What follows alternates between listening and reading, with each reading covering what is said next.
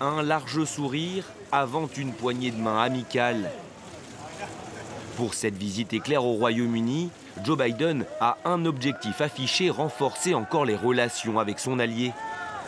Première étape donc pour le président américain, Downing Street, pour une rencontre avec le Premier ministre britannique Rishi Sunak, la 5e déjà en à peine 5 mois.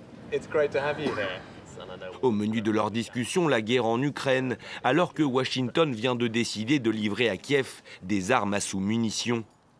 Des armes controversées, car interdites dans la plupart des pays de l'OTAN.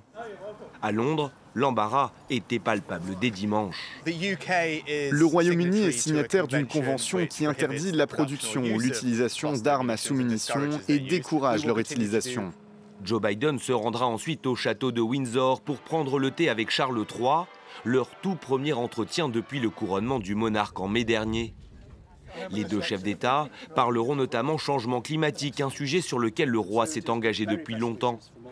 Le locataire de la Maison-Blanche doit ensuite s'envoler pour Vilnius, où s'ouvre le sommet de l'OTAN mardi. La question centrale, l'adhésion de Kiev à l'Alliance, bien qu'elle ne soit pas encore sur la table.